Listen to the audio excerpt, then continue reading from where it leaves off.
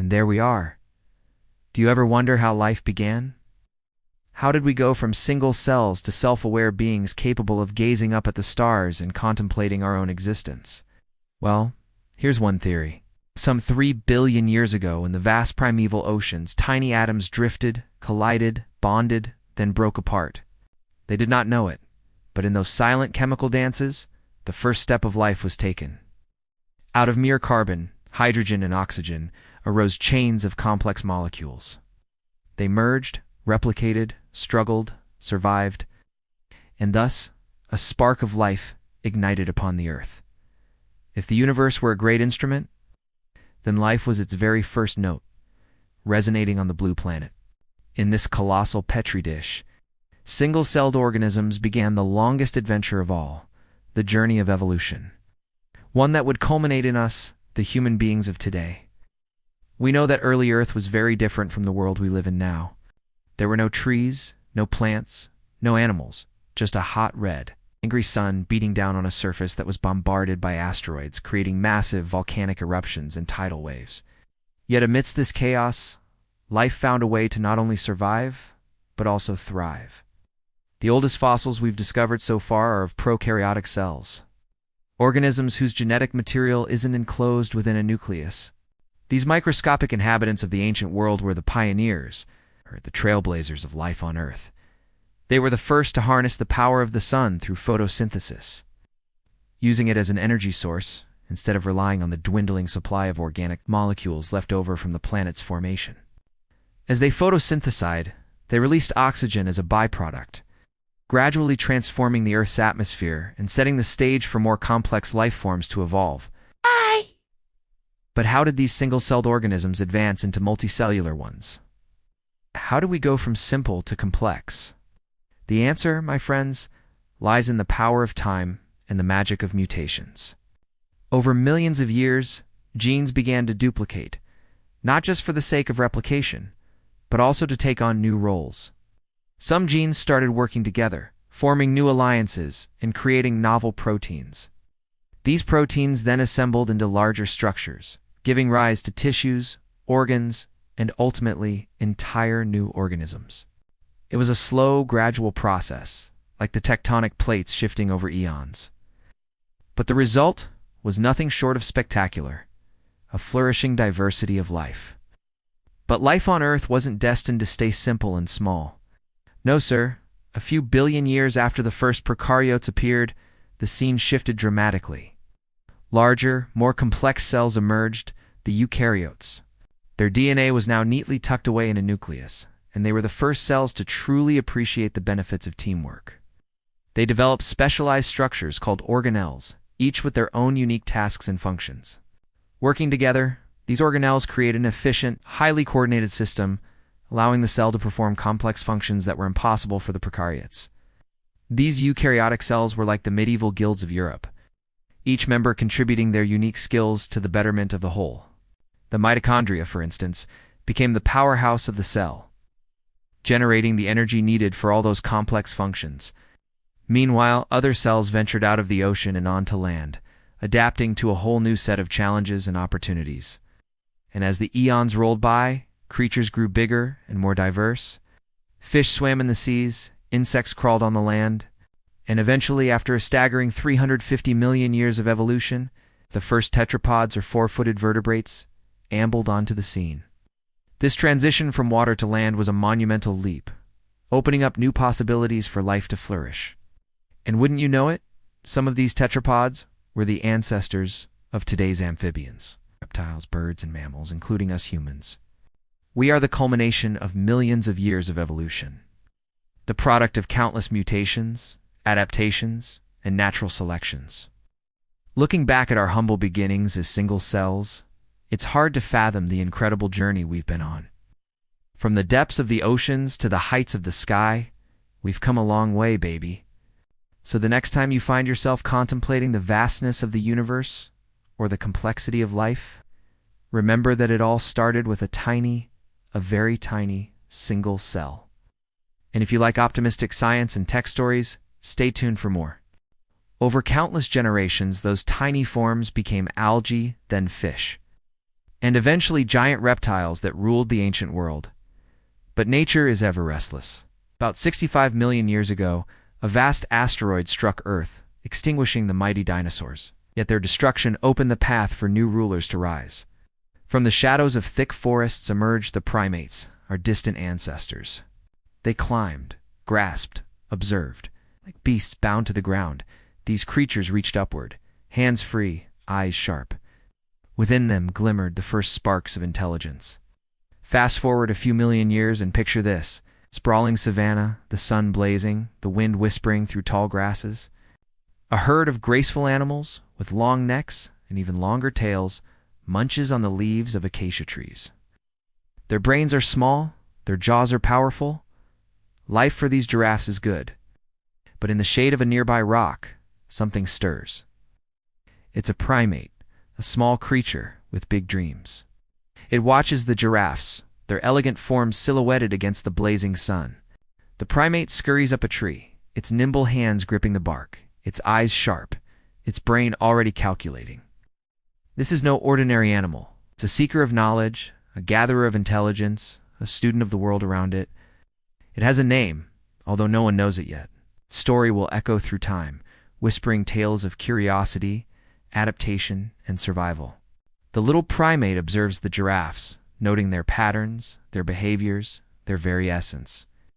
It learns their language, understanding their calls and their reactions. It studies their movements, comprehending their strengths and their limitations. As the giraffes graze, the little primate darts down from its perch, snatching a juicy fruit from an unsuspecting fig tree. With lightning speed, it retreats to the safety of the branches, its prize clutched firmly in its grasp. A troop of baboons, their eyes narrowed, their postures aggressive, suddenly emerge from the bushes. They are the rulers of this domain, or so they think. The little primate, unfazed, hangs suspended in the fig tree, its gaze steady, its grip unwavering. It has seen enough. It knows their habits, their routines, their weaknesses. When the baboons approach the tree, it makes its move. With the agility born from countless leaps across the savanna, it darts from branch to branch, disappearing into the foliage before the bewildered baboons can react. The chase is on. Across the vast canvas of the savanna, the little primate leads the baboons on a merry chase. It weaves through the tall grasses, its lithe form a blur of motion, leaps over fallen logs, its muscles rippling beneath its fur. It navigates the thorny acacia trees with ease, its hands and feet finding purchase on the rough bark. The baboons, their heavy bodies, struggling to keep up, grunt with effort. They are strong, but the little primate is quicker, more agile. Finally reaching a small cave hidden amidst the rocks, the little primate makes its stand. It turns, its eyes flashing, and lets out a series of loud, sharp calls. Startled by the unexpected turn of events, and sensing danger, the baboons hesitate at the entrance of the cave. They are unsure of what lies within. The little primate, seizing the moment, darts into the cave, disappearing into the darkness. It has won its freedom, but its victory is more than just survival. It is a triumph of knowledge over brute force, of brains over brawn. And so, the little primate, the student of the world, continues its journey, gathering more intelligence, adapting to new situations, and leaving its mark on the vast book of life. The savanna may be its home for now, but the world is vast, and its story has only just begun. Around 6 million years ago, life on our planet was very different. The apes spent their days swinging in the trees and their nights sleeping in the branches. But then something extraordinary happened. A group of primates dared to stand tall, to rise up on 2 fragile legs, freeing their hands for crafting, carrying, creating. They took their first stumbling steps upon the African savanna. It was a bold move, a risky venture. But it was also the dawn of humanity. We know them today as hominids, the members of the biological family Hominidae, that can walk upright on 2 legs. This family includes all of the great apes, chimpanzees, gorillas, orangutans, and bonobos, as well as extinct species such as Australopithecus, Afarensis, or Lucy species. Although there is debate over exactly when and how this evolutionary transition occurred. We do know that this pioneering group of primates was driven by an insatiable curiosity and an unquenchable thirst for exploration. Their first halting steps were not easy. They moved awkwardly on the ground, but they could see farther and anticipate danger more quickly than their peers, who stayed low to the ground. As they stood taller, they could scan the horizon for predators and then outrun them over long distances. Some scientists even hypothesize that this newfound mobility may have been key to escaping the clutches of a predator, perhaps a giant eagle or a ferocious crocodile. Being able to stand up on two legs and outrun your attackers is a pretty good survival tactic. As they stood, they could now see farther, look out over the grasslands, and spot danger at a distance. Their keen eyesight helped them spot ripe fruit on a far-off tree or identify a lurking predator in the tall grasses. And with their hands free from the duties of balance and locomotion, they could use sticks and stones as tools, further enhancing their ability to find food and defend themselves. But standing up straight didn't just give them better vision and freed up their hands. It also opened up their brains, literally. Researchers believe that walking upright reduced the brain size needed for balance and coordination, freeing up space for other functions like well thinking. By freeing up this space, natural selection could then play around with the idea of increasing brain size without compromising on the traits that make us us. Our ancestors could now use their increased brain power to solve problems, develop language, and plan for the future. Today, humans are the only surviving members of the hominid family. We come in a variety of shapes, sizes, and complexions, but we all share certain features that set us apart from other animals. We have two hands at the end of our arms, which allows us to hold things with a precision grip, thanks to the opposable thumbs that can be opposed to the other fingers. We also have binocular vision, which means we see the world in 3D. This depth perception helps us judge distances, which is useful for catching prey or throwing weapons with accuracy. And of course, we have the ability to walk upright on two legs, which has allowed us to travel great distances, explore new environments, and, well, get where we are today. It's no exaggeration to say that standing up straight changed everything. Standing tall had ripple effects throughout the rest of our bodies, influencing everything from the shape of our pelvis to the way our brains are wired. When our ancestors first stood up, it caused major changes in the shape of their spines. The spine of a chimp, for instance, has a relatively straight vertical tail section. But the tail section of a human spine has 3 natural curves, which allow us to balance our weight more efficiently while standing upright. These curves also protect our delicate spinal cord, allowing it to better withstand the stress of everyday activities. But it wasn't just our spines that changed. Our brains did too. Scientists believe that the act of standing up and walking upright may have actually helped our brains grow larger. That's because when you stand up, it reduces the amount of brain power required for balance and coordination, freeing up space for other functions, like well thinking. As a result, some researchers speculate that the evolution of bipedalism, or walking on two legs, may have played a significant role in the development of the human brain and our ability to think, plan, and innovate. So the next time you find yourself strolling through the park or trekking across a mountain trail, take a moment to appreciate the incredible journey that led you there. From the first awkward steps of our hominid ancestors to the advanced capabilities of modern humans, the story of bipedalism is a testament to the power of natural selection and the incredible adaptability of life on Earth. Now, if you want to learn more about the fascinating world of human evolution, stay tuned for more videos. And hey, why not share this video with a friend? After all, what's the saying? More the merrier. Now let's go explore some more. Time moved on. Hominids evolved. Around 1.9 million years ago, a new species arose, Homo erectus, the upright man, different from their kin. They had sharper eyes, larger brains, and most crucial of all, they mastered fire and stone tools. Armed with flame and flint, Homo erectus set out from Africa, crossing deserts, climbing mountains, venturing into Europe and Asia. For the first time, humankind left its birthplace to claim the world. They were the pioneers, the torchbearers of human destiny, proving that no horizon was beyond reach. But how did Homo erectus come into existence? What genetic event gave rise to this new species, and why did it lead to the extinction of other hominids, while Homo sapiens ultimately survived? Did Homo erectus interbreed with other hominids like the Neanderthals and Denisovans? What happened to them after they left Africa? What's the secret behind their success? These are just some of the many questions that scientists are trying to answer through the study of a single ancient piece of DNA extracted from a small bone fragment found in a Croatian cave. The researchers hope that by sequencing the genome of this half-a-million-year-old hominid, they can find the genetic changes that turned Homo erectus into modern man. They also want to know if and when Homo erectus interbred with other hominids. And finally, they want to understand what happened to these archaic humans who lived at the same time as Homo sapiens and Neanderthals.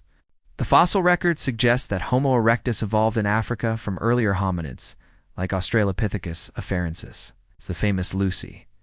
But the exact relationship between them and the emergence of our species is still unclear. It's known that Homo erectus coexisted with several other hominid species, including Homo habilis, Homo neanderthalensis, but the exact timeline and interbreeding patterns remain a mystery.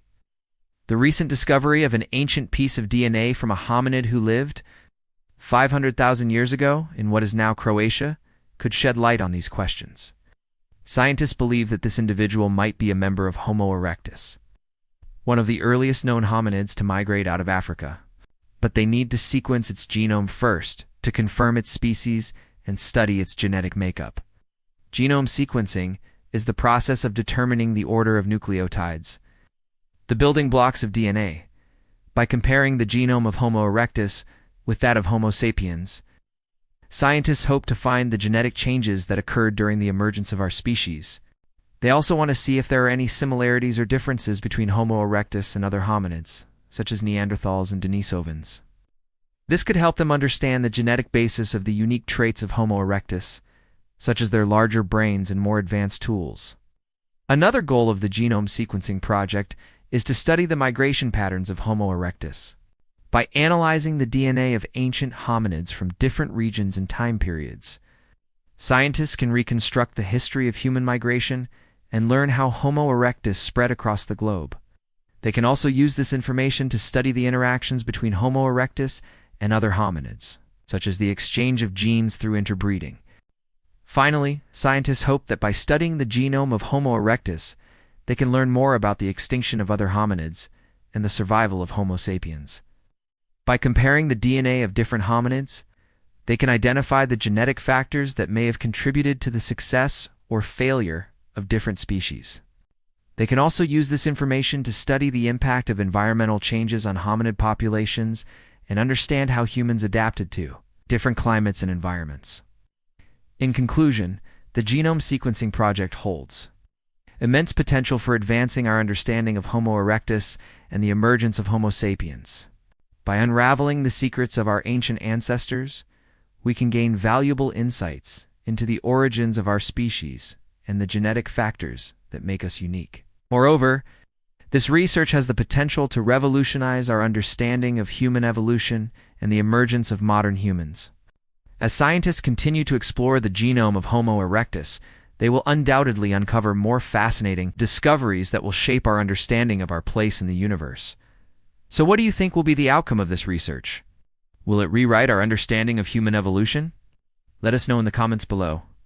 A long time ago, some 400,000 years ago, to be exact, in the frozen lands of Europe and Western Asia, there emerged another kind of human like you and me, but also kind of not like you and me.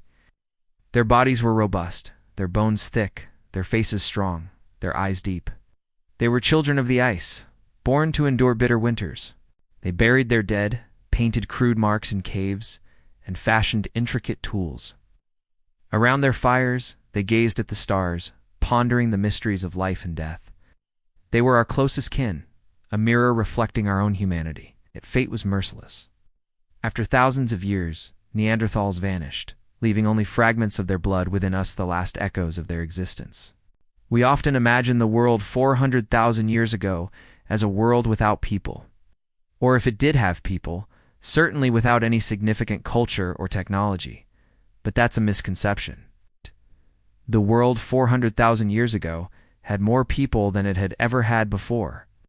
And these people were not only surviving, they were thriving. They lived across the breadth of Europe and parts of Asia. crafting tools, raising families, burying their dead, and yes, even pondering the cosmos. These were the Neanderthals. The word Neanderthal comes from the German word meaning Valley of the Dead. This is because the first Neanderthal fossils were discovered in a German cave called the Neanderthal. When they were first discovered, scientists thought that Neanderthals must have been primitive, hairy, ape-like creatures. But as more and more fossils have been discovered, we've learned that Neanderthals were actually quite sophisticated. They made their clothes out of animal skins, used medicinal herbs, and even lived in small settlements with friends and neighbors. One of the most famous Neanderthal settlements is the site of Shanidar Cave in Iraq.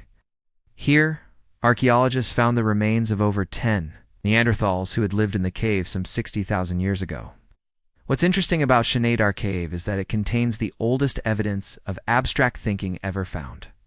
This suggests that Neanderthals were capable of complex thought and may have even had a rudimentary understanding of things like numbers and shapes. In fact, recent studies suggest that Neanderthals were not the dim-witted brutes that scientists once thought they were. They were actually quite intelligent, with some researchers suggesting that they had a brain capacity equal to or even greater than that of modern humans. They also had a complex language and were capable of making plans for the future. In other words, Neanderthals were a lot like us, which makes their extinction all the more mysterious. So why did Neanderthals go extinct? One popular theory is that it was because they couldn't adapt to the changing climate. As the Ice Age came to an end, the temperature began to rise and the climate became more like it is today. This would have been a big change for Neanderthals, who had evolved to live in cold climates. Another theory is that it was because they couldn't compete with modern humans for resources. Some scientists believe that Neanderthals were driven out of their habitats by modern humans, who were more adaptable and could take advantage of new technologies. Still, others argue that it wasn't so much a competition as it was a collaboration. They suggest that Neanderthals and modern humans interbred, and that most of the Neanderthal genes that exist today are actually part of the human genome. This is thought to have occurred when small groups of modern humans migrated into Europe and Asia around 60,000 years ago. It's possible that some Neanderthals were killed and others absorbed into modern human society. Over time, this would have led to the extinction of the Neanderthal gene pool. But the mystery deepens when we consider that Neanderthals and modern humans shared many of the same traits. Both species were highly intelligent and had the ability to plan for the future. Both were capable of great acts of kindness and brutality. In many ways, Neanderthals were just like us. So why did they go extinct while we didn't? Perhaps it's because we were better at adapting to change, or because we were more social creatures. So maybe it was a combination of factors. Whatever the reason, the extinction of the Neanderthals is a reminder of how fragile life is and how precious our existence really is. It's also a reminder of the importance of preserving our own genetic diversity, so that we can adapt to whatever challenges the future may throw our way. Who knows? Maybe one day we'll learn that Neanderthals didn't go extinct at all, but rather that they're still out there somewhere, living in the shadows and watching us. From the ashes of a volcano in the East African plains arose a new kind of human. He was not the strongest. That title belonged to his cousin, the gorilla, who could tear a man in half with bare hands. He was not the largest. That title belonged to his other cousin, the elephant, whose tusks were as long as spears and whose feet could crush a man's skull like an eggshell. But he bore the greatest weapon of all, imagination. His name was Dio, which means dream in Swahili. And he used his dreams to hunt, to build, to lead, to love, to lose, and to live. About 200,000 years ago, Dio wasn't alone. There were many like him, Homo sapiens, the so-called wise man, who would eventually spread across the face of the earth from frigid Siberia to frozen northern Europe, from the deserts of Arabia to the jungles of Southeast Asia. Yet nowhere else did they flourish like in Africa, the cradle of humanity. Imagine their world. Around them, everything is alien. The sun and the moon are gods that control the world. The wind is a spirit that rustles secrets through the grass. Every shadow seems pregnant with unseen dangers. While most of their waking hours are spent in the pursuit of food, the nights are spent, huddled around a fire, shivering not just for warmth, but from fear of the dark, of predators, and of each other. To survive, they must learn the laws of the forest, of the weather, of wild animals, and above all, of one another. And because they have no written language, they must pass down this knowledge. It's not on paper, but on flesh. from one generation to the next, through stories of hunts gone awry or successful of places, where food could be found, of weather patterns, and of monsters that go bump in the night. Stories that turn into myths and legends, a culture of shared understanding that binds them together and makes them stronger. This is their greatest asset, their biggest defense against the darkness. It also becomes their biggest weapon. For while beasts hunt only by instinct, Homo sapiens sets traps, snares, patiently waiting, sometimes for days, sometimes for weeks, lying in wait to capture prey. While others live only in the present, sapiens dreams of futures yet to come. A future that can be better if it is planned, if it is worked towards, if it is shared. Shared myths bind thousands together into tribes of power.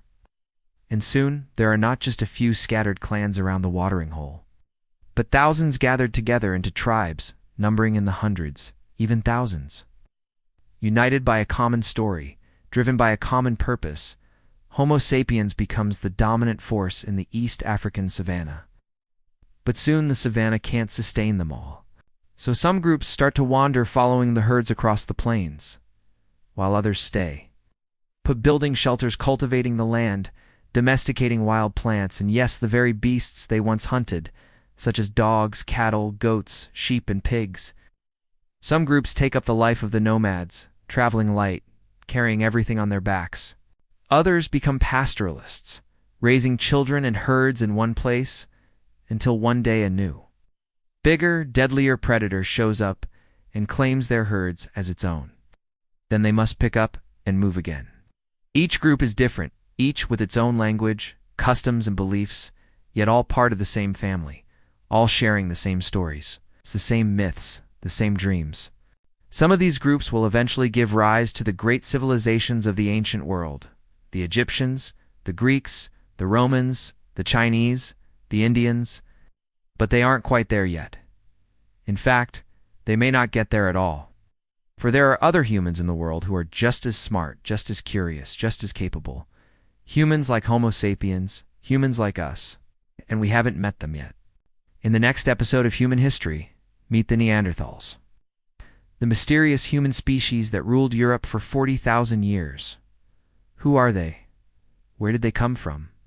Why did they scare the hell out of us? Find out in the next episode of Human History. You know, we keep hearing about the power of storytelling, but how often do we actually stop to think about just how powerful it is? Stories connect us to each other. They help us make sense of the world around us, and they give us hope for the future. If you've ever sat around a campfire listening to stories, you know exactly what I mean. There's something magical about stories. They have the power to transport us to other worlds, to make us feel like anything is possible. We are storytellers, and our stories have the power to change the world. And with that, we end the second episode of Human History. Catch you in the next one. Till then, remember, you matter. Hi, this is your host. Our story begins in Africa. The Earth once held many kinds of humans: Neanderthals in Europe, Denisovans in Asia, and others now lost to time.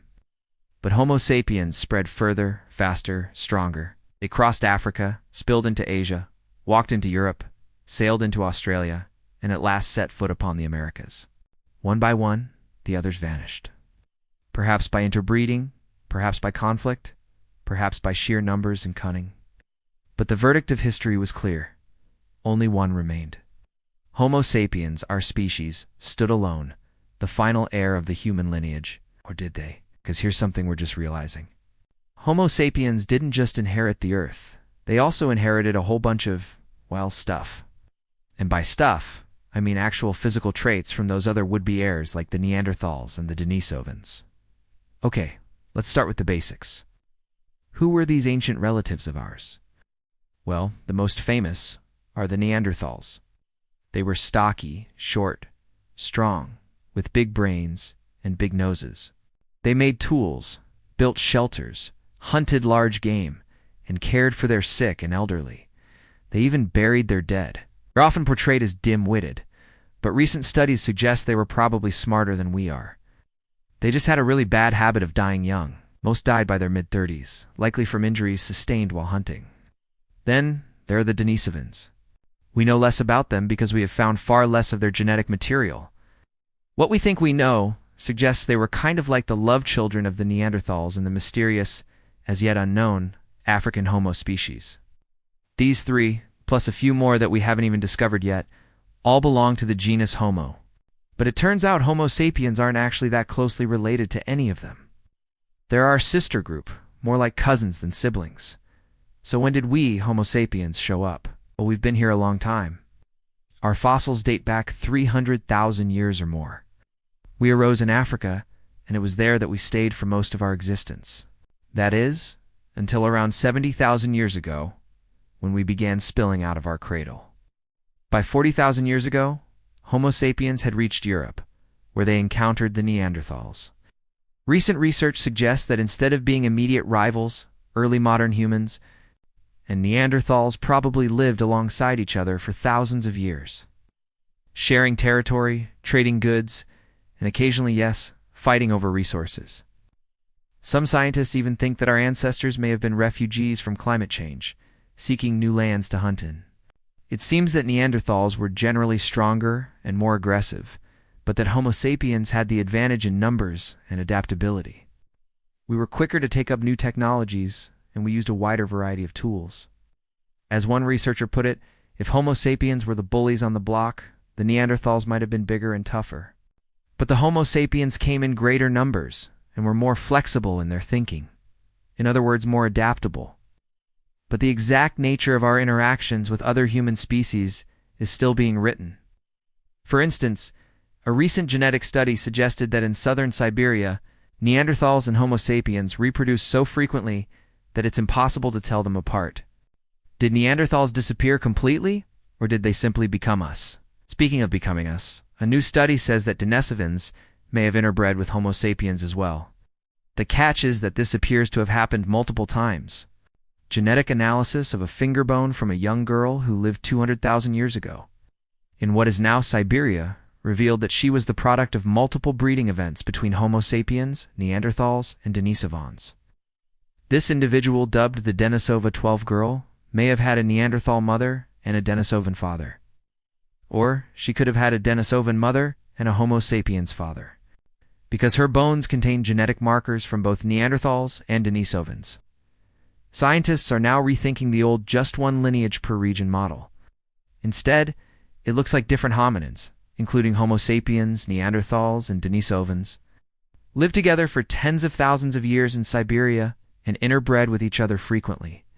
So why do any of us even care about this? Well, it turns out that Neanderthals and Denisovans had some pretty interesting traits that helped our Homo sapiens ancestors survive. For instance, Neanderthals appear to have had much better vision than we do. They also seem to have had an easier time coping with cold climates, thanks to a genetic variant that made their bodies produce more body fat. They passed this on to us, along with lots of other stuff. Scientists have found that the vast majority of people outside of Africa carry around 1 to 4% Neanderthal DNA in their genome. So we all carry little bits of that ancient, mysterious past within us. Maybe you have a sixth sense. Maybe you can see really well in the dark. Maybe you have an easier time staying warm when it's freezing out. Thanks to our ancient cousins, life on Earth has always been a bit of a mixed bag. Even then, we were still hunters, still wanderers. But the mind of Homo sapiens would not rest with spears and fire. We learned to plant seeds, to domesticate animals, to bend the land itself to our will. The day we first sowed wheat and harvested barley and saved grain for the next season, that was the dawn of civilization. No longer chasing prey, we built villages, towns, and cities. Upon the fertile banks of the Tigris and Euphrates, the Nile, the Indus, the Yellow River, great civilizations would soon rise, herding a new age of human triumph. But for how long?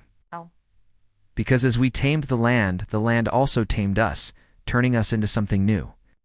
Something more complex, something that would eventually lead to this. To find out more about what happened next, watch the full video. Within the grand tapestry of the universe, life finds its expression. In a kaleidoscope of countless worlds, our Earth stands as a jewel adorned with the most precious gem of all, humanity. Our story began not with a bang, but with a whisper. In the desolate expanse of a lifeless Earth, we emerged as the first of the apes, our lineage stretching back some 200 million years.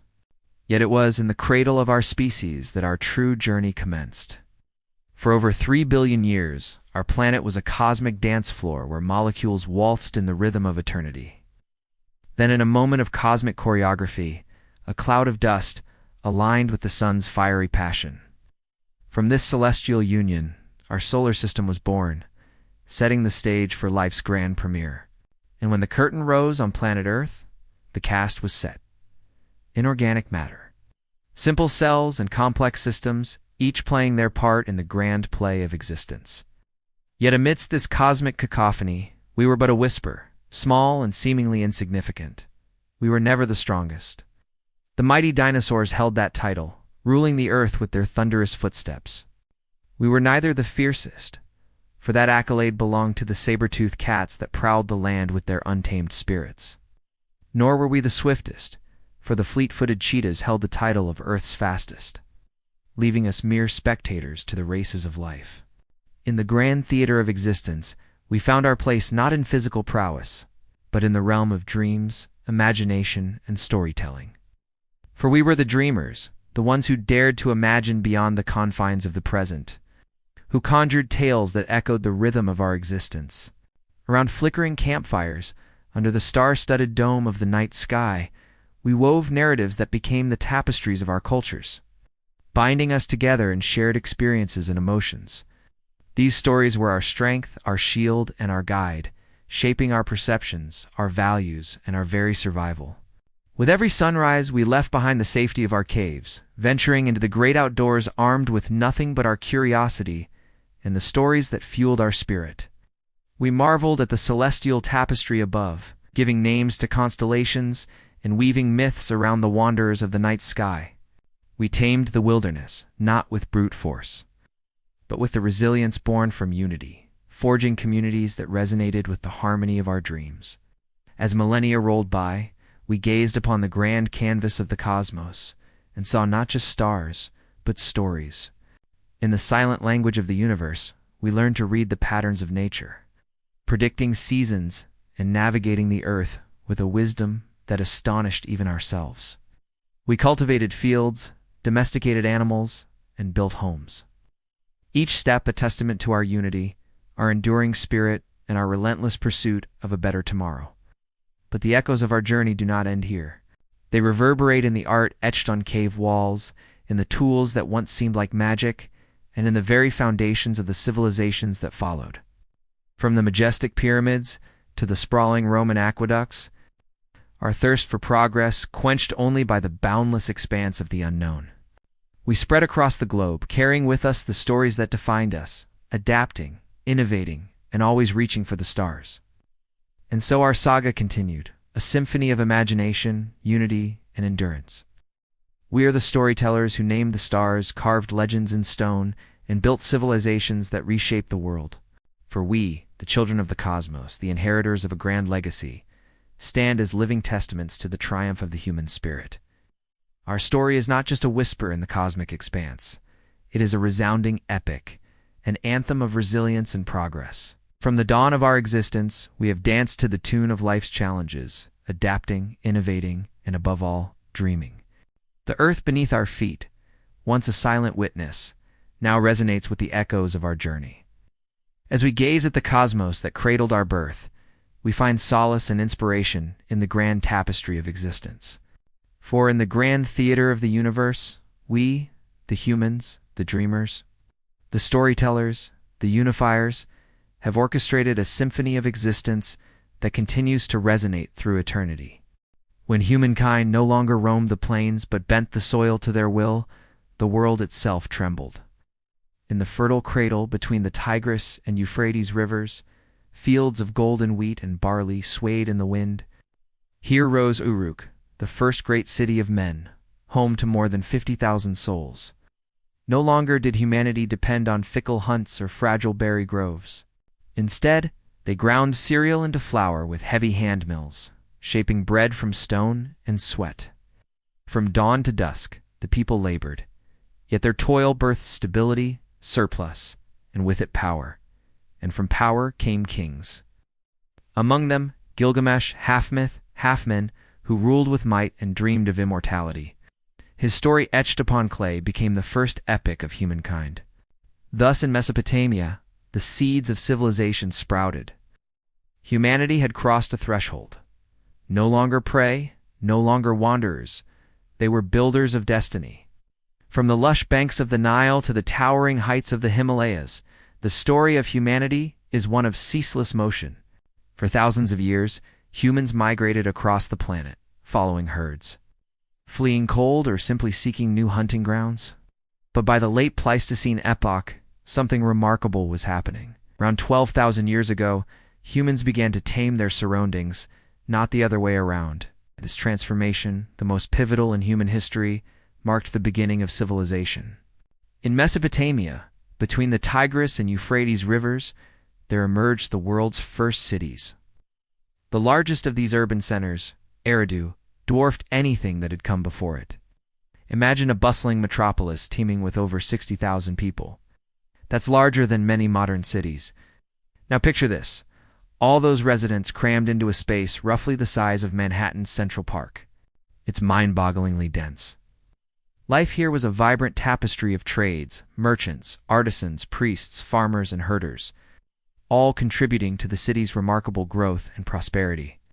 At the heart of this expansion stood the ziggurat, a massive stepped pyramid serving as a temple, administrative center, and symbol of the city's power. It dominated the skyline, a constant reminder of the order imposed on the world by human hands. Food surpluses arising from advanced irrigation systems and animal domestication fueled this growth. For the first time, humans didn't just survive, they thrived. They developed complex social structures, specialized labor, and accumulated material wealth. Cities like Ur and Uruk became hubs of innovation, giving birth to the world's first wheel and laying the foundation for sophisticated mathematics and astronomy. And then there was Gilgamesh, the legendary king of Uruk, celebrated in epic poetry as a demigod. While much of his story is shrouded in myth, he embodies the spirit of this era, a time when humans, through sheer will and ingenuity, reshaped their world.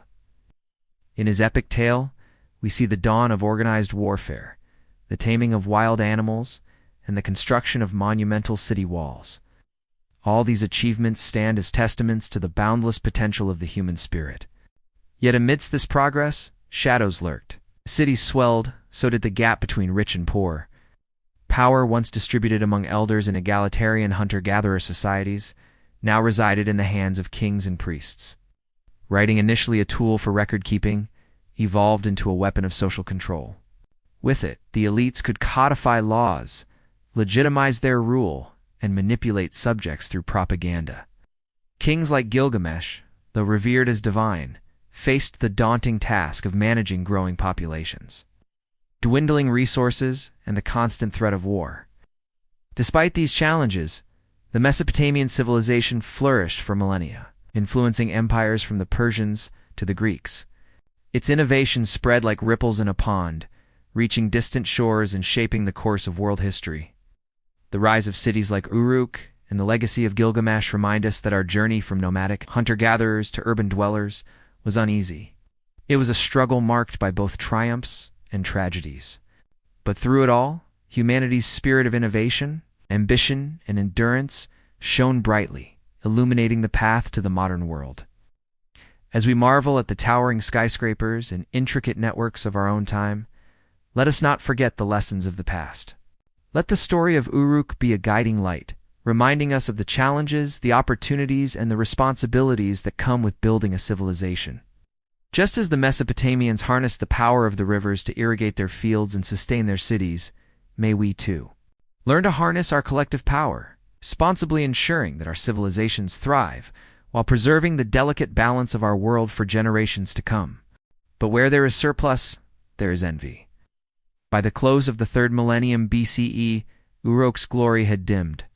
The once great city now lay vulnerable before the ambition of a conqueror, Sargon of Akkad. He was born not in a palace but in a village, humbly raised in a small house made of mud brick. His father, a servant in the royal court, had little influence or wealth. Sargon was ambitious. And so when he was old enough, he joined the army, rising quickly through the ranks to become a general. When war broke out between Uruk and the neighboring city of Kish, it was Sargon who led the troops. He distinguished himself in battle, and with each victory gained renown throughout the region. Soon, kings from distant cities were asking for his help, eager to have him lead their armies. Over time, Sargon's reputation grew. He was seen as a great military leader, even a demigod, the likes of which had never been seen before. In 2334 BCE, Sargon seized the throne of Akkad, a small but powerful city-state just north of Ur. From here, he set out to conquer the region. His first target was Kish, once a rival, but now an ally. Together with Kish, Sargon marched on Amma and Uruk, subjugating them one by one until all of Sumer was beneath his banner. Sargon's empire stretched from the Persian Gulf to the Mediterranean, a land of diverse peoples and cultures united beneath a single crown. It was an unprecedented achievement, the first of its kind in history. The secret to Sargon's success lay in how he managed his army. Unlike other Mesopotamian rulers, Sargon did not rely on conscripts, that is, soldiers who were taken from the population at large and forced to fight. Instead, he created a professional army, a standing force of soldiers who devoted their entire lives to warfare. This gave them a tremendous advantage in battle. Sargon's soldiers were well-trained, disciplined, and loyal. Unlike the farmers and merchants who made up most of his enemy's forces, also, while other armies were restricted to the terrain of their home city, Sargon's soldiers were nomadic, traveling with him wherever he went, laying siege to city after city. As he swept across the region, Sargon did not just conquer territory, he created a new political order, the idea of empire. Before his conquests, power in Mesopotamia was limited to city-states like Kish, Uruk, and Lagash. Each ruler was only as powerful as their neighbors allowed them to be. But Sargon's victories changed everything. This would have a profound impact on the region and the world for centuries to come. Sargon's accomplishments did not go unnoticed. His contemporary, the Egyptian pharaoh, Ramesses the Pigeon, kept detailed records of his reign, including a list of his victories and the tribute that he received. According to these records, Sargon ruled over 800 cities and towns, collected annual tribute, and defeated several foreign invaders. In fact, Sargon's empire was so vast that it required a sophisticated bureaucracy to administer. He appointed governors to oversee each city and a council of advisors to assist him in his rule. This helped to ensure that his empire remained stable and prosperous during his lifetime. But Sargon was undoubtedly a brilliant military strategist and administrator. Some historians argue that much of what we know about him is exaggerated or entirely fabricated. There is very little archaeological evidence to support the traditional accounts of his reign. No palaces, temples, or other structures from his empire have been found. And the only contemporary written sources are the biased accounts of his own court. As a result, some scholars believe that Sargon's accomplishments were greatly exaggerated by his successors in order to legitimize their rule. They argue that Sargon was not the great conqueror that history remembers, rather a local chieftain whose power was limited to a small part of Mesopotamia. Despite the uncertainty surrounding his legacy, Sargon's accomplishments are undeniable. He was the first ruler to create a truly multinational empire, bringing together people of different cultures and languages under a single crown. He also developed the first standing army, a professional force of soldiers who were trained and equipped for warfare. These innovations would have a profound impact on the history of the region and the world for centuries to come. Whether he was the legendary hero of his own propaganda or a more modest ruler whose accomplishments were exaggerated by his court, Sargon's legacy is secure. He was a pioneer, a trailblazer who dared to dream big, and in doing so, changed the course of history forever. Now we want to hear from you. What do you think of Sargon? Let us know in the comments. And if you enjoyed this episode, be sure to subscribe so you never miss an episode. Thanks for watching. To the west of the Nile, beyond the river's life-giving flow, another civilization stirs. Far to the west, along the lifeblood of the Nile, another civilization rose, obsessed not with laws or conquest, but with eternity itself. To the Egyptians, death was not an end, but a doorway. To step through that doorway, the pharaohs built monuments that scraped the heavens. Djoser raised the first step pyramid at Saqqara. Snefrora refined its form with the bent pyramid and the Red Pyramid. And then came Khufu, who marshaled tens of thousands over 2 decades to construct the Great Pyramid of Giza, mountain of stone, a symbol of divine immortality.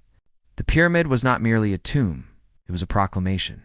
The pharaoh is eternal, the gods walk with Egypt, and the kingdom itself is immortal.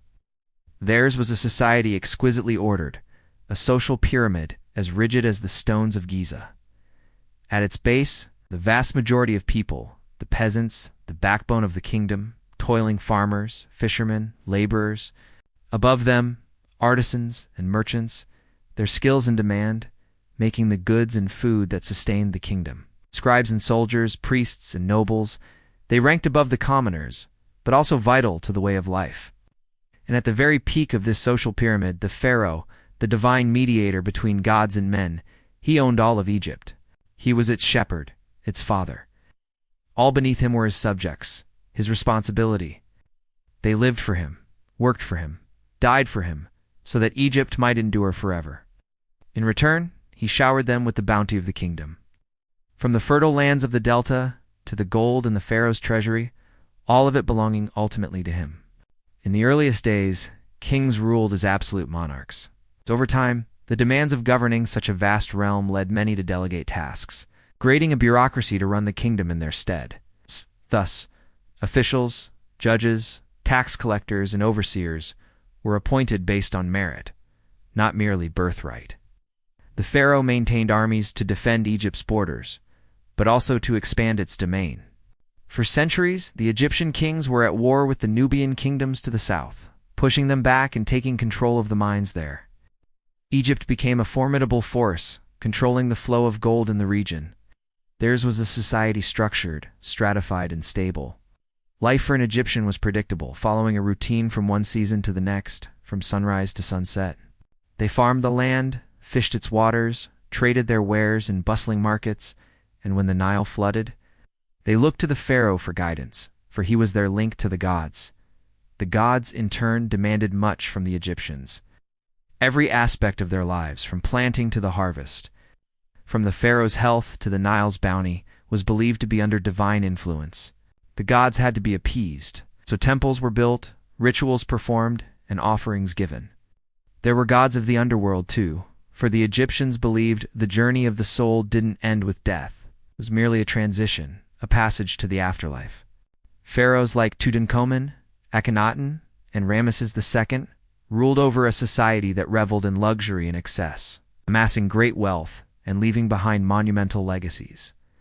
But even as Egypt prospered, cracks appeared. The centralized authority that had brought stability was now causing discontent. The vizier, the high priests, and powerful nobles chafed at the pharaoh's control, each wanting more power for themselves. From within the kingdom, the old ways were being challenged. A new religion was gaining followers, centered around a single god, Aten, who some believed was embodied in the pharaoh. The old order was crumbling. The old ways were being questioned. Egypt would never be the same. But across the desert sands, a new power was rising. The Hittites from the east were bringing new ideas and new ambitions. Soon, the riches of Egypt would become a prize to be seized. The Eternal Kingdom was about to face its greatest challenge yet. What will Egypt's response be? Will it crumble, or will it rise again? While Egypt's pharaohs sought the heavens, in the Indus Valley of modern-day Pakistan, another people pursued a quieter glory. Between 3,300 and 1300 BCE, they raised vast cities, Mohenjo-Daro and Harappa, with streets laid in grids, brick houses, and most astonishing, a system of toilets and underground sewers. Waste vanished into covered drains, carried away beyond city walls. In an age where disease reaped countless lives, the Indus people had learned the secret of sanitation, yet their voices are lost. Their script etched upon seals remains undeciphered. They left no pyramids, no Hammurabi code, only silent ruins and colossal stone heads staring into eternity. We do not know their kings, but we know this. They valued order, hygiene, and engineering long before much of the world awoke to the idea. They planned their cities with the precision of a Swiss watch. Archaeologists have found remarkably similar bricks at both Harappa and Mohenjo-Daro, suggesting a shared culture across some 1,800 miles. The largest city, Mohenjo-Daro, sprawled over 260 acres with 40,000 residents. It boasted the world's first piped water supply, bringing fresh water into the city and conducting it through a network of clay pipes.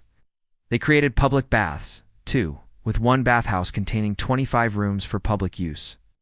All manner of trades flourished, from metalwork and jewelry making to pottery and ivory carving. Each house had its own latrine, a small stone platform with a hole cut in it set into the floor. A shaft connected each latrine to an underground pipe that channeled waste away from the house. A remarkable feature considering that even in ancient Rome, human waste often lay about, making sanitation one of the key differences between the Roman and Indus civilizations. And what happened to that waste? Excavations revealed an intriguing answer. On the outskirts of town, archaeologists found covered drains exiting the main sewer lines. Instead of discarding waste within the city walls, the Indus people carried it far enough away to prevent contamination of the water supply. An ingenious solution considering that most ancient cities, including those of the Indus Valley, were built along rivers, making them vulnerable to contamination. But this isn't the only similarity that we find between these two ancient civilizations. The Romans would build roads throughout their empire, an incredible feat of engineering. And what do we see here at Mohenjo-Daro? Roads carefully planned and laid out in grid patterns. You may remember the perfectly straight roads of the Anasazi cliff dwellings in Chaco Canyon.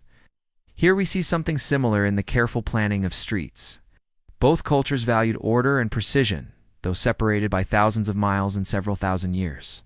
But the most intriguing parallels between ancient Rome and the Indus cities can be seen in their sanitary systems. The Romans, inspired by the Greeks, built public bathrooms with running water, again, just like the Indus people. Even more fascinating is the discovery of a public bathhouse at Mohenjo-Daro. Recent excavations have revealed more than 25 rooms. While the central room was likely a communal bath, other rooms may have been dressing rooms or perhaps private baths for special occasions. The layout suggests a place for washing, perhaps even a swimming pool. If so, this would be nearly 2,000 years before the Romans constructed their famous public baths. And what about those colossal stone heads peering out from the ruins? Carved from a single block of marble, some weigh up to 15 tons. Some wear elaborate headdresses. Others appear to have tools or weapons at their sides. Are they priests, warriors, or perhaps they represent ancestors revered by later generations? Their large, serene eyes seem to stare back at us across the ages, silently demanding, "What is your name?" Though their own script remains a mystery, they offer us a lesson in a universal language, the language of archaeology. Every artifact, every inscription, every statue has a story to tell if we take the time to listen. The Indus civilization continues to fascinate and mystify scientists and archaeologists alike. Many questions remain, yet few answers. Who were the Indus people? Where did they get their advanced ideas from? Did they influence other cultures as they spread across the ancient world? These mysteries captivate our imagination, inviting us to explore further. Join me next time as we uncover more secrets of the ancient world. Together, let's embark on a journey through time and discover the stories that shaped our world. See you soon. In the beginning, there was the Great Flood. We've heard this story before, haven't we? But in the east, beyond mountains and deserts, there is another great river, the Yellow River. To the ancient Chinese, it was the cradle of their civilization, surging with both life and destruction. Its floods brought fertile soil, and also, just as frequently, endless famine. It was a chaotic force of nature that demanded to be understood, controlled, and honored. And from this struggle to survive arose a hero of legend named Yu the Great. He toiled for 13 long years, building dikes, channels, and canals to tame the flood, to save his people from ruin. And when at last the water was turned and the land was saved, the people, in their joy and gratitude, crowned him king, founding the Xia dynasty. Now later kings would claim that their dynasty was the first in Chinese history, but that's not certain. What is certain is that Yu the Great set a precedent that would shape China for millennia. The idea that power flows to the one who proves worthy. In his telling, the ruler had done something so vital and so difficult that heaven itself granted him the mandate to rule, a sacred covenant between ruler and cosmos. The Xia dynasty lasted for over 1,000 years, though much of its history is myth and legend. What we do know is that it set the template for all Chinese dynasties to come. A powerful ruler was one who could bring order out of chaos, like Yu the Great had done. So when the Xia dynasty fell, and a new dynasty rose in its place, the Shang, it was the Shang who claimed to be the rightful heirs of Yu the Great, continuing his legacy of bringing order to the cosmos. The Shang ruled for over 600 years, and during that time, the concept of the Mandate of Heaven took on a life of its own. You see, the Mandate of Heaven wasn't just a way to legitimize a dynasty. It was a tool that subjects could use to depose an unjust ruler or to overthrow a dynasty that had lost its way. When the Shang dynasty was nearing its end, the king's brother Di Xin took the throne.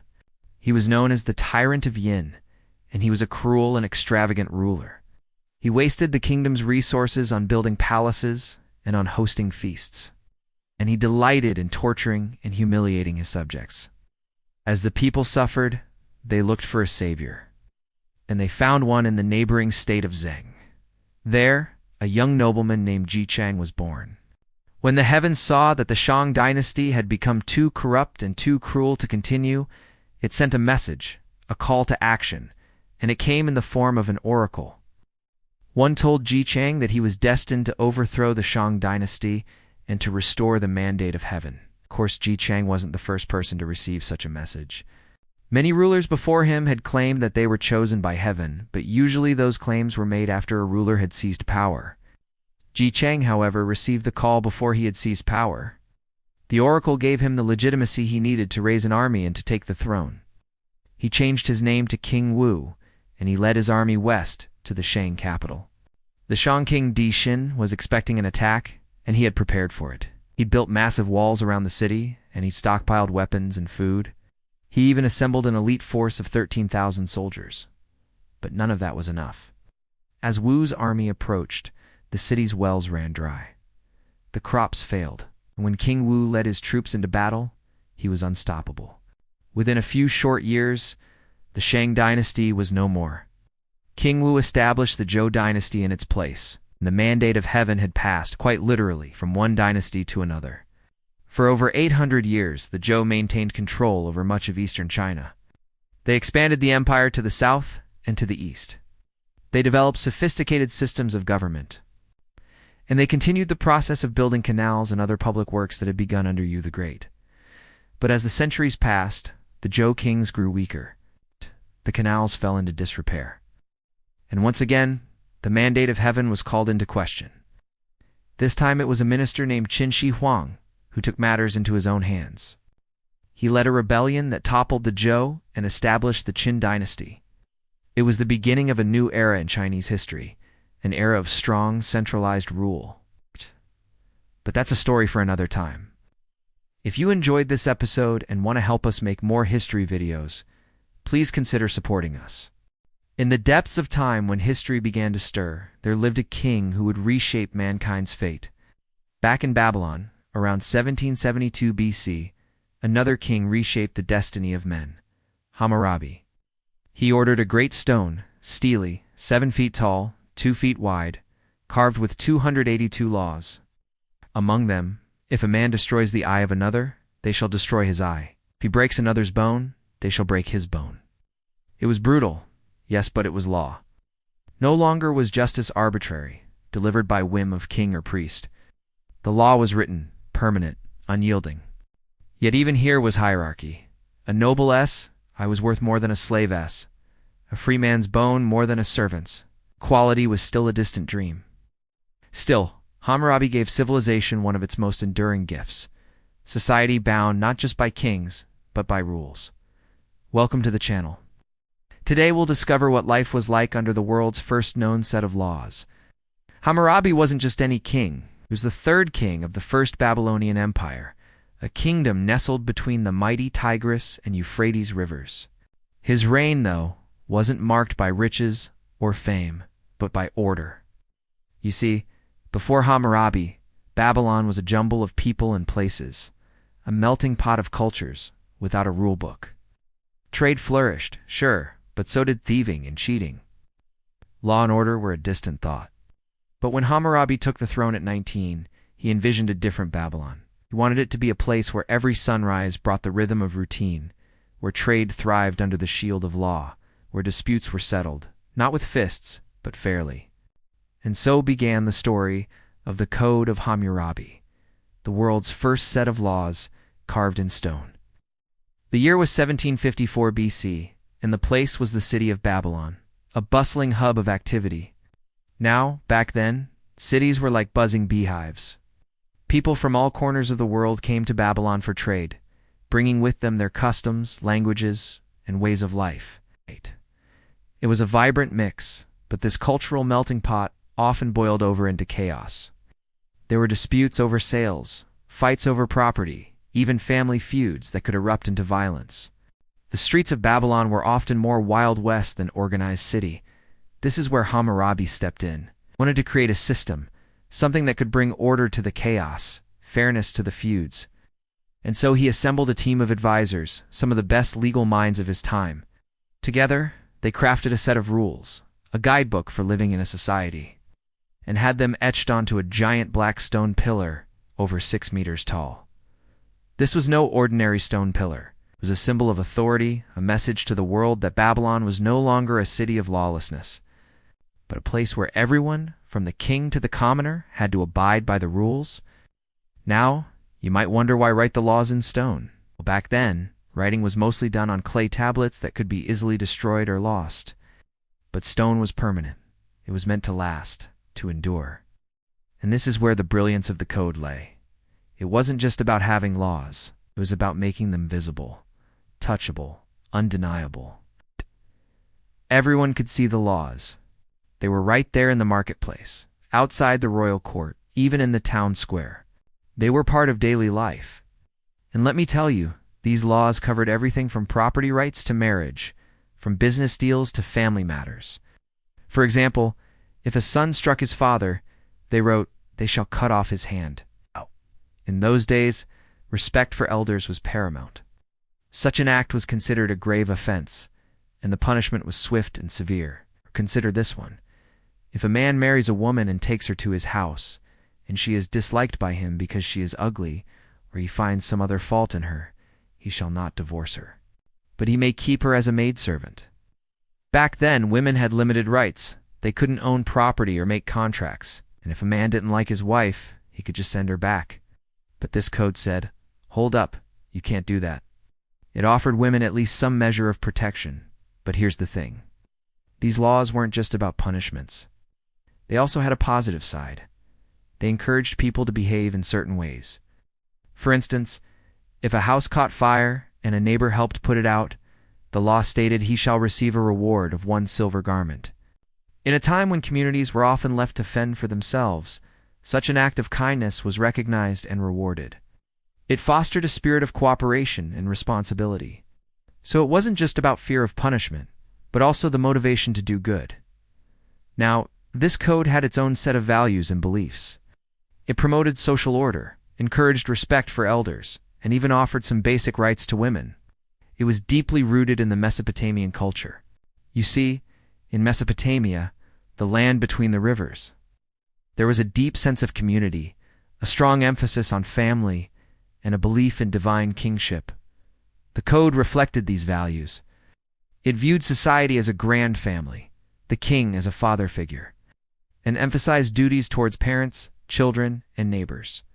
It even had a law about paying back debts.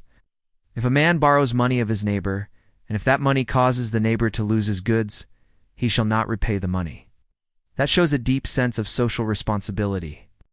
However, it's essential to understand that the Code of Hammurabi wasn't born in a vacuum. It was influenced by earlier laws and customs of the region. For example, the Sumerians had developed a legal concept called an eye for an eye, which aimed to ensure justice by proportional retaliation. This idea found its way into the code.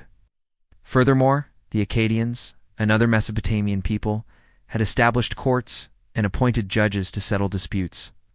The Babylonians built upon these foundations, creating a more comprehensive and systematic legal code. They formalized procedures, defined punishments, and extended the scope to cover various aspects of social life. The influence of religion was also profound.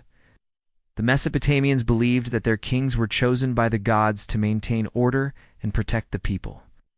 Kings like Hammurabi saw themselves as agents of the divine, and the laws they established were often presented as divine decrees. The Code of Hammurabi, with its emphasis on justice and order, fits perfectly into this religious context. It was not merely a set of rules, but a reflection of divine will. Yet despite its comprehensiveness, the Code of Hammurabi had limitations. Its focus on maintaining social order and protecting property often came at the expense of individual rights. For instance, it allowed for the enslavement of people convicted of certain crimes, including debt. Moreover, the code was rigidly hierarchical, favoring the interests of the upper classes, and often treating slaves and women as property rather than human beings with rights. It was a product of its time, shaped by the societal norms and values of ancient Mesopotamia. Today, the Code of Hammurabi stands as a testament to human ingenuity. It is a remarkable achievement of ancient Babylon, reflecting the aspirations of a society seeking order, justice, and prosperity. Its influence on subsequent legal systems is undeniable, and its principles continue to shape our understanding of law and governance. But it also serves as a reminder of the complexities of history. While the code represents progress in establishing written laws and social order, it also embodies the social norms and values of its time, including slavery and gender inequality. Recognizing both the achievements and limitations of the Code of Hammurabi allows us to appreciate its historical significance while acknowledging the evolution of our legal and societal norms. As we reflect on the legacy of this ancient code, let us celebrate the progress it represents in the development of law and justice. Let us also use it as a reminder of the importance of continually striving for a more equitable and inclusive society. The Code of Hammurabi may have been a product of its time, but its influence echoes through the corridors of history, shaping the world we live in today. It is a story of ancient Babylon, but it's also a story of our collective journey towards justice and order. What do you find most fascinating about the Code of Hammurabi? Do you think it was ahead of its time? Let me know in the comments below. That's all for now. But before you go, don't forget to subscribe. It's free, and you can always change your mind later. If you enjoyed this video, please hit the like button. It helps us a lot. Thanks for watching. Stay curious. Some 4,000 years ago, north in Anatolia, a fierce people known as the Hittites emerged.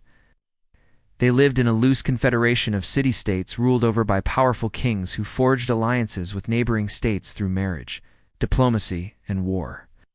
By the 13th century BCE, the Hittite Empire stretched from the Middle East to the Aegean, where it stood toe-to-toe with Egypt. But then came the war that would change the world. It started like most wars do, with one king's desire for more land and power. Pharaoh Ramesses II of Egypt coveted the wealth of the Hittite Empire. So in 1274 BCE, he led his army north. The Hittites prepared for battle under the command of their king Muwatalli II. At the end of the second year, the two armies met at the city of Kadesh, near the Orontes River. There, tens of thousands of soldiers clashed in one of the largest battles of the ancient world. Chariots thundered across the battlefield, trampling foot soldiers and shattering the ranks of enemy chariots. The fighting was so intense that neither side could claim victory. And so the war came to an end, not with conquest, but with words. The two kings met in a small tent in the shadow of an Egyptian sphinx. There, apart from the sound of their panting soldiers, there was only silence as they conferred for hours. Finally, they emerged to address their troops. Each king placed a hand on a monument inscribed in the language of the other, declaring an end to the fighting. Then they sealed the agreement with a ritual of sorts. Each man taking a handful of sand from the other's territory and letting it trickle through his fingers. It might have been the first time in recorded history that two warring parties laid down their arms and embraced diplomacy over domination. But let's be clear, this was no love fest. The Hittites and Egyptians didn't become best friends after Kadesh. Rather, they became bitter rivals on the path to creating the world's first true superpower. Following the battle, Ramses II and Hattusili III, the Hittite king, met several more times to confirm the terms of their treaty. The result was the first ever peace treaty inscribed in two languages, Akkadian, the lingua franca of the ancient Near East, and Egyptian. It read in part, "Never again shall Egypt attack Hatti, nor Hatti attack Egypt. From generation to generation, it shall be a lasting ordinance, never to be violated. While the treaty was primarily about ending the war, it also established guidelines for future interactions between the two kingdoms. For instance, if someone broke the treaty, that kingdom would lose all of its hard-earned gains and have to start over. Moreover, any Egyptian or Hittite who approached the border of the other with weapons would be considered a hostile nation. We don't know exactly what motivated the two kings to end the war. Perhaps it was the stalemate on the battlefield that made them realize the futility of continuing to fight. Maybe they had seen enough death and destruction and just wanted it to stop. Or perhaps they simply recognized that there were greater benefits to be gained from peace than from war.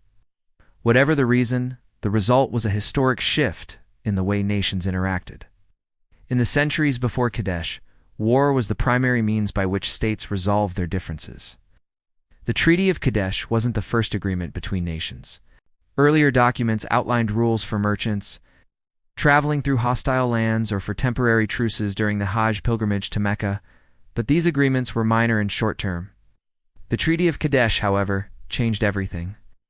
It was the first time that two powerful nations agreed to live side by side in peace and prosperity, and yet it did not bring lasting peace. After signing the treaty, Ramses II continued to wage war against the Canaanites in the south and the Assyrians in the northeast, while the Hittites fought with the Casca and the Arzawa to the west. But despite the continuation of hostilities elsewhere, the war between Egypt and the Hittite Empire came to an end. Thanks to the bold decision of two kings to end the conflict and embrace peace, the legacy of the Treaty of Kadesh is profound. It demonstrated that nations could choose peace over war, that they could find common ground despite their differences. In the centuries since, the idea has endured, inspiring countless peace treaties and agreements. The next time you hear about world leaders gathering for peace talks, remember the men in the small tent by the Orontes River who dared to dream of a better world? 3,000 years ago, across the Aegean, a new world awoke. The great empires of the Near East had fallen, and the old ways were forgotten. Yet here in this corner of the Mediterranean, the seeds of civilization sprouted anew. 1600 to 1100 BCE, Mycenaean Greeks built their citadels atop hills like lions on guard. Warrior kings ruled, lords of bronze and chariot. They seized the heights around the Aegean and made it their own. This was a world of heroes. Minos, legendary king of Athens, wrestled an eagle to win the city for his people. In Argos, the double-headed lion, symbol of martial prowess, roared across the plain. Soon, however, the great palaces fell silent. Pylos, Mycenae, Tiryns, all were abandoned and destroyed. What happened here? Did they conquer themselves? Did the people turn on their kings? Or did a foreign horde sweep out of the east and pillage the land? For centuries, no one knew. Then in the 1870s, Heinrich Schliemann, self-taught archaeologist, set out to find the lost world of Homer, the world of the Iliad and the Odyssey. He found it, and much more: Mycenae, the Lion Gate, the shaft graves of the Agamemnons, the treasure hoard. Schliemann unearthed the epic past. He showed that the Bronze Age didn't end in Greece, it merely transformed. From the ashes of Mycenae rose to new powers, Sparta and Athens. Each was forged in the fires of war. But while Sparta turned inward, ever vigilant, ever training, ever ready to fight, Athens reached for the stars. Under the long shadow of the Acropolis, new ideas took root. Men were equal before the law. Here the people could speak and be heard. Here, a revolution ignited, not with a bang, but with the quiet rustle of voices raised in debate. This is the story of those voices. This is the story of ancient Athens. Let's get into the history. Athens, 5th century BCE. Athens sits high above the sea, a jewel of marble and sunshine. The age of Pericles is at its zenith, a time when art and architecture flourish, when the greatest minds wrestle with the deepest questions of existence.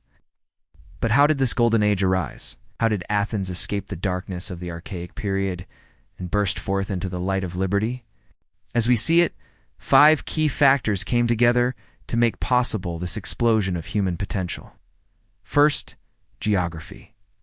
Athens sat far from the Persian and Macedonian threats, snuggled in the bosom of the Aegean, free to grow and change. Its sheltered harbor welcomed ships from all over the Mediterranean and beyond. Second, Trade.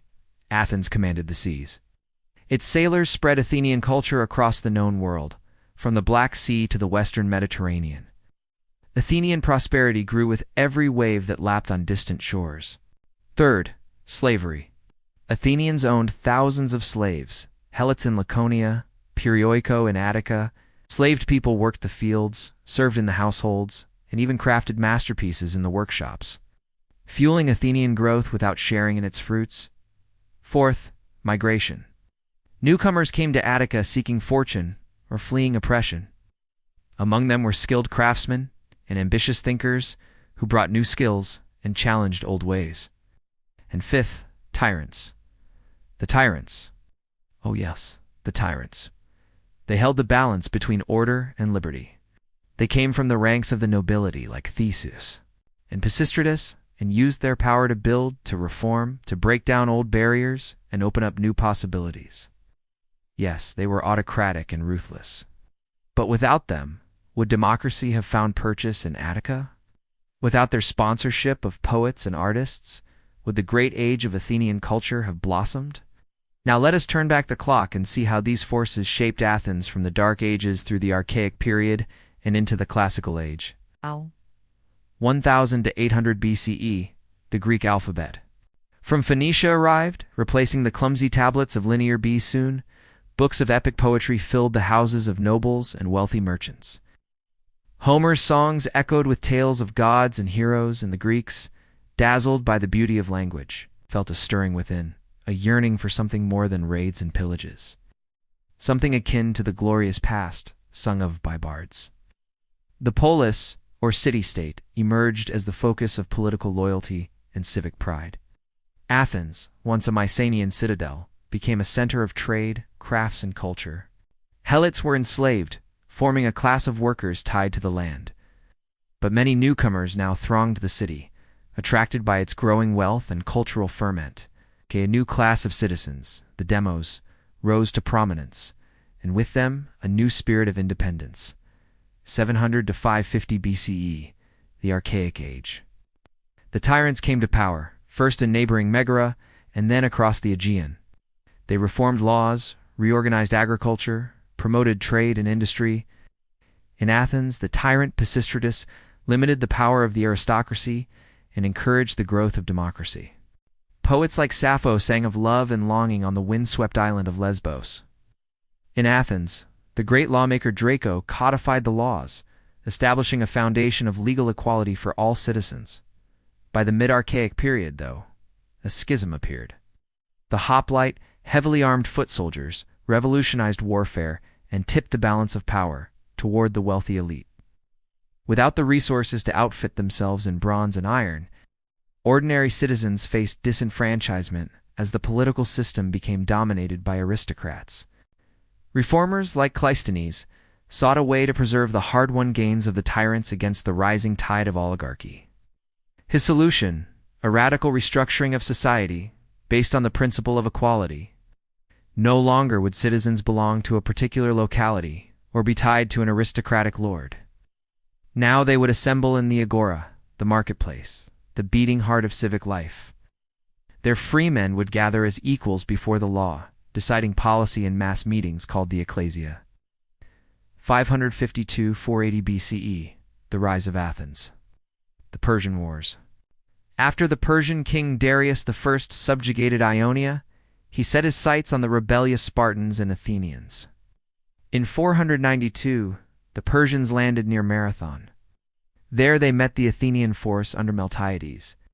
Though outnumbered, the Athenians, imbued with the fighting spirit of the hoplite, prevailed. A century later, a new threat loomed. King Xerxes I, with a vast army, he swept into Greece, determined to punish the Athenians for their defiance at Marathon. Again, Athens called on her allies. On the hot sands of Salamis, the Greek fleet, dominated by the fast triremes of Athens, defeated the Persian navy. Then at Plataea, the Greek army crushed Xerxes' land forces, so ended the Persian threat. Yet the wars drained Athens' treasury and killed thousands of her citizens. Still, it was a victory for democracy over tyranny. And in the aftermath, Athens led the Delian League, a confederation of over 150 city-states. Through tribute and trade, Athens grew richer than ever before. Her empire spanned the Aegean, the Black Sea, and the Western Mediterranean. Her population boomed. The walls of the Long Walls connected Athens with her port of Piraeus, making it virtually impregnable. As the undisputed leader of Greece, Athens embarked on an ambitious program of public works. Golden ages often begin with temples, and the Parthenon, rising on the Acropolis, was the crown jewel of them all. But wait, there's more. Athenian democracy matured in this period. Leaders debated in the law courts, trying cases both great and small. Historians like Herodotus recorded the deeds of their people, exploring the causes of the Persian Wars. Philosophers like Thales, Anaximander, and Pythagoras pondered the nature of reality. And playwrights like Aeschylus, Sophocles, and Euripides probed the depths of human experience. Yet as the 5th century wore on, a sense of unease grew. Discontent simmered among the allies of the Delian League. Sparta watched with growing suspicion as Athens amassed wealth and power. A showdown was coming. 480 to 404 BCE, the Peloponnesian War. The Delian League grew into an Athenian empire. Tribute flowed into the coffers of Athens, enriching the city, angering the subject states. Sparta, ever suspicious of Athenian power, formed the Peloponnesian League to resist growing Athenian dominance. In 431, war broke out. For 27 years, Sparta, aided by Corinth and Thebes, fought Athens, her allies, and her overseas empire. Plagues, famines, and fiery death. Athens suffered defeat after defeat. Finally, in 404 she fell. Her empire was shattered. Her treasury was drained. Her walls were battered and breached. Her people were scattered. So ended the Golden Age. Yet as we see it, the spirit of Athens did not die. Indeed, it lives on in us today. Athenian democracy was born in the Archaic Age. It flourished in the Classical Age. And though it died with the demise of the city, its principles endure. Equality before the law, rule of the people, participation in government, due process of law. These are the hallmarks of Western democracy, born in Athens, and that's why our mission is to bring the ancient world to life. Because, in the words of the poet Simonides, just as the roots of a plant are hidden in the ground, so too are the foundations of a city beneath the surface. Let's uncover those foundations together. Hey, thanks for watching. From the sands of the Gobi Desert to the shores of the Aegean, a new empire was born, the greatest the world had ever seen. Stretching from India to Anatolia, its power seemed boundless. But the East was not the only place where empires were rising. In a narrow isthmus between two great seas, a small band of city-states forged their destiny. This is the story of how the Greeks beat the Persians. Part 1, Marathon. In the beginning, there were the Persians. In the West, the great empires of the past had risen and fallen like the tides of the sea. But in the East, the Persian Empire surged under the banner of Cyrus the Great and his successor, Darius I, swallowing lands from India to Anatolia. The diverse peoples within its vast domain were united under one king, one language, one law. Now they set their sights on the Aegean. At the edge of the Greek world, the Ionian city-states had long chafed under the yoke of the Persian king. Now they turned to their powerful neighbors for help. But Athens and her allies were slow to answer the call. For years the Ionians were left to fend for themselves against the might of the Persian king. Then, in 499, a small band of rebels seized the island of Rhodes and proclaimed it an Athenian colony. Athens was drawn into the conflict. Soon, the entire Persian Empire was mobilized. Under the brilliant generalship of Mardonius, the Persian army swept through the Aegean, subjugating all who stood in their way. A force of 20,000 strong, mostly mercenaries, assembled at the port of Marathon on the northeastern edge of Attica, only 130 miles from Athens. Across from them on the plain of Marathon, a force of Athenian hoplites awaited the coming storm. Numbering about 10,000 strong, they were backed by a force of 1,000. Athenian archers and 200 elite cavalrymen. The Athenian force was led by two generals, Miltiades and Callimachus. Tensions mounted as the two forces faced off on the plain. After several days of maneuvering, the Persians struck. The bulk of the Persian army consisted of light infantry armed with bow and arrow. As they closed in on the Greek line, volleys of arrows rained down upon the hoplites, but they stood firm. When the Persian cavalry charged, the Greek horsemen met them blow for blow. Seeing their cavalry routed, the mass of Persian foot soldiers hesitated. Taking advantage of their indecision, Miltiades ordered the hoplites to fix their shields and advance. The Greeks burst through the Persian center, routing their enemy. Only the sea prevented the total destruction of the Persian army. Hastily retreating to their ships, the Persians left behind 6,400 dead and 400 prisoners. The Athenians lost only 192 men. News of the Greek victory spread like wildfire. To celebrate, the Athenians held a solemn procession to the goddess Athena, their patron deity. But one celebration would not suffice for such a momentous occasion. There had to be someone to tell the tale. Someone had to run to Athens and proclaim the victory to the people. That man was Pheidippides. When he arrived in Athens, he simply shouted, "Rejoice, we are victorious," before collapsing from exhaustion. His body was carried inside the city to be honored. He never saw the grateful faces of his fellow citizens or the wreath of olive leaves that awaited him. He died soon after, the first marathon runner. But the respite would be short-lived. For in the east, the great king was preparing for his revenge. Back in Susa, Darius was furious over the defeat at Marathon. He prepared for war on a scale never seen before. From the steppes of Central Asia to the deserts of Arabia, the Persian king raised a mighty army. It was said that when the muster rolls were complete, they contained the names of 5,000 chariots, 20,000 cavalry, and 100,000 foot soldiers. To lead this force, Darius called upon his most trusted general, the master of two worlds, the great Xerxes. First, though, he had another score to settle. At the narrow pass of Thermopylae, 300 Spartans stood defiant, barring the way of the oncoming Persian horde. History remembers their king, Leonidas, his name a whisper in the halls of legend. But Thermopylae was more than the deeds of a great king. It was a struggle of free men against the greatest empire the world had ever known.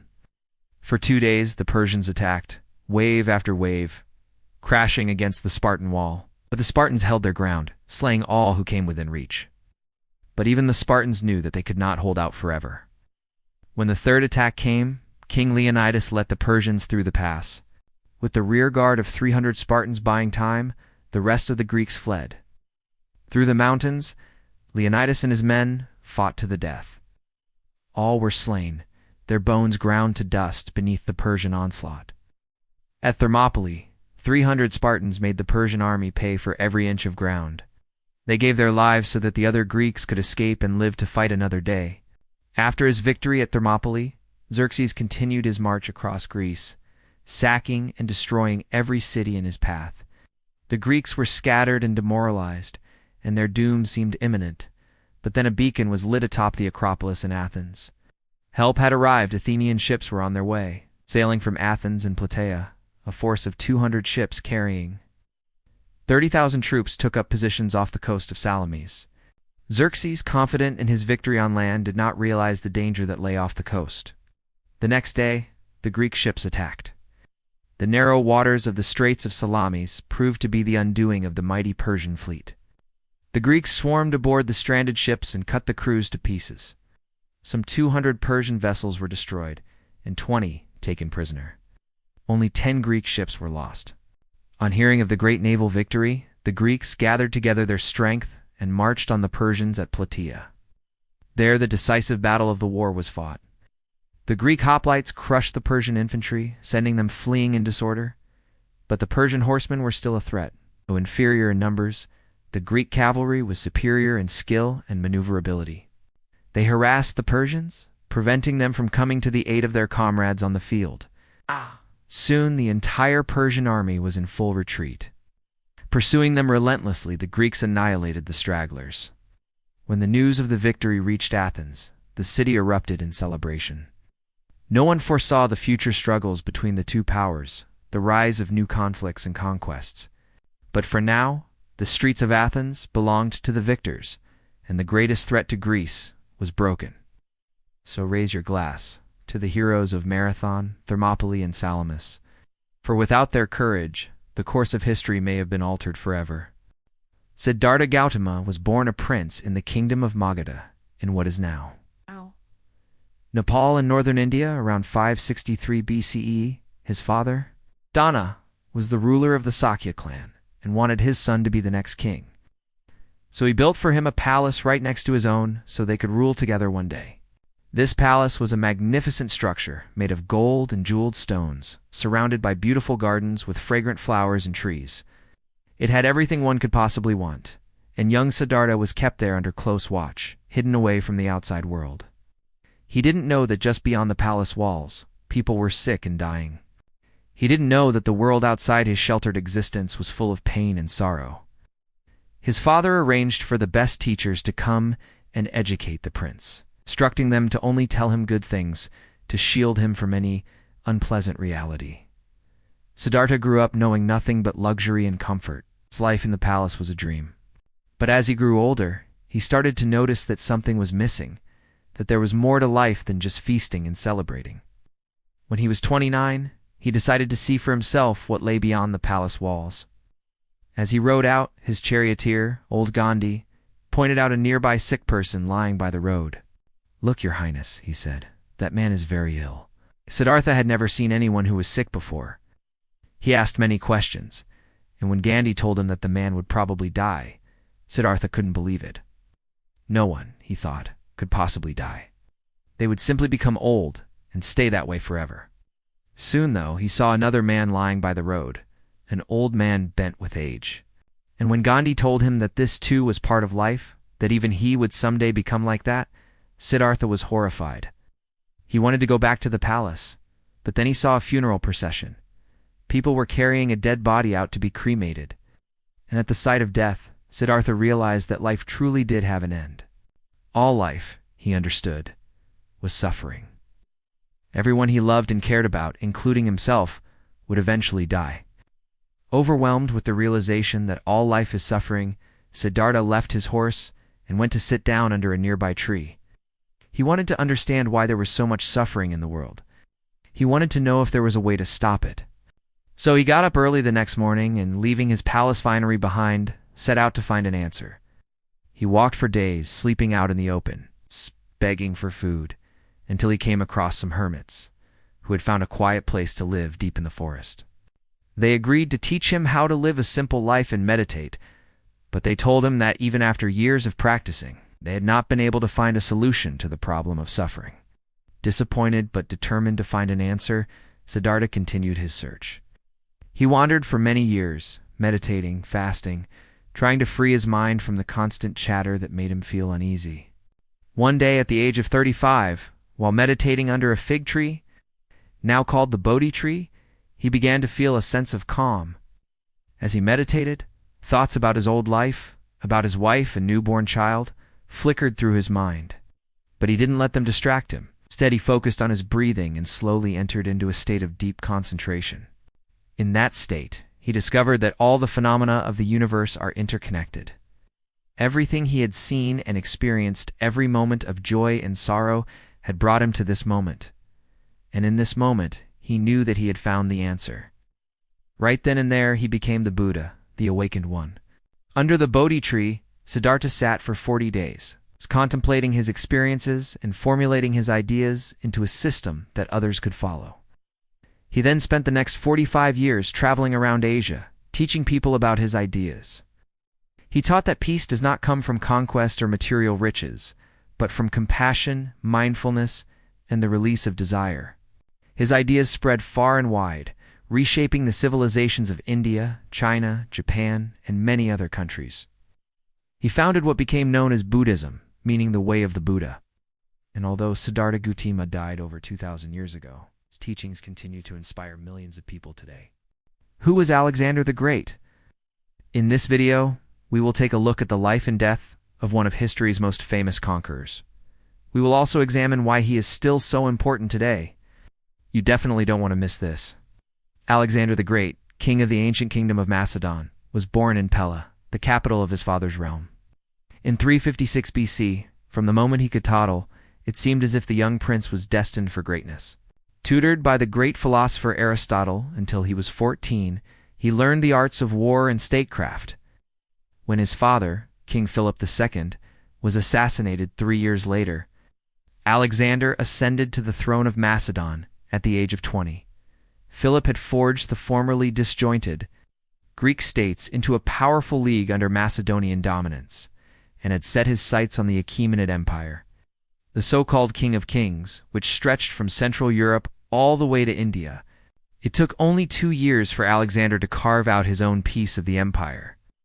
In 334 BC, his army crossed the Hellespont, the narrow stretch of water that separates modern-day Turkey from Greece. Entering Anatolia, the region that the Greeks called Asia Minor, Alexander's first serious test came soon after, when he was forced to defend his supply lines against the Persians. The resulting battle at the river Granicus saw Alexander display the kind of daring that would become legendary. With his companion cavalry, Alexander personally broke through the Persian line, slaying King Darius III's brother, Spitamenes, in the process.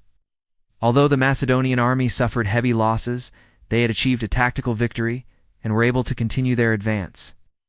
A few months later, Alexander faced another major Persian force near the Phrygian city of Sardis. This time the outcome was decisive. The Persians were routed, suffering thousands of casualties, while the Macedonians lost less than 200 men. As word of Alexander's victories spread throughout the Persian Empire, many cities simply surrendered without a fight, opening their treasure vaults and offering their submission to the seemingly invincible Macedonian king. In 333 BC, Alexander's army marched south to confront the main Persian force under the command of General Memnon of Carthage. Reaching the banks of the river Issus in northern Syria, Alexander once again found himself facing a massive Persian army, estimated to number over 6,000 chariots, 10,000 horsemen, and 400,000 infantry. With such overwhelming odds stacked against them, lesser generals might have considered retreat or surrender. But Alexander, whose own numbers were but a fraction of his opponents, prepared to meet the Persian head-on. The Battle of Issus raged for 7 hours, and though the Persian army vastly outnumbered the Macedonians, it was Alexander's troops who prevailed. The Macedonian cavalry charged repeatedly into the thick of the fighting, breaking through the Persian ranks and driving them back. Meanwhile, Alexander's elite companion cavalry struck at the heart of the Persian army, slaying Memnon and forcing Darius to flee the field on horseback. So decisive was the Macedonian victory that Alexander was even able to rescue the captured wife and mother of Darius. Upon learning of this magnanimous gesture, Darius's wife is said to have remarked, "Such is the fortune of war." In the wake of his victory at Issus, Alexander marched south into Egypt, where he was proclaimed pharaoh. Thence he returned to Susa, the ancient Persian capital, where he spent a year suppressing rebellions, before continuing his campaign eastwards toward the Zagros Mountains, where Darius had taken up a new position. There the two armies met again at the Battle of Gaugamela in 331 BC, which proved to be the last battle of the war. Once more, Alexander's smaller army defeated the Persians, who suffered between 50,000 and 100,000 casualties. Darius again fled the field, this time never to return. It took 2 more years for Alexander to complete his conquest of the Persian Empire. But by the end of 329 BC, the entire Achaemenid realm had fallen to him. He then campaigned in Central Asia, defeating the nomadic tribes who lived there, and subjugating the Sogdian and Bactrian kingdoms. By the time he turned back toward the west in 327 BC, his empire stretched from the Aegean Sea to the borders of China. His next few years were spent securing his far-flung possessions and attempting to push into India. But it was here that Alexander's invincibility finally met its match. After crossing the Indus River, his exhausted army refused to go any farther, and Alexander, though eager to reach the end of the earth, was ultimately forced to turn back. On his way home, Alexander's army made one final stop at the ancient city of Persepolis, where he famously set fire to the palace of Xerxes, the very heart of the Achaemenid Empire. Though the ancient sources are sometimes contradictory or unreliable, it seems that Alexander dreamed of uniting his diverse empire under the banner of Hellenism. the civilization of the Greek mainland and its colonies. To this end, he founded some 70 new cities across his realm, many of which were named Alexandria. But tragically, Alexander's empire and his life were cut short. On June 10th, 323 BC, at the age of just 32, he fell ill in Babylon and died just a few days later.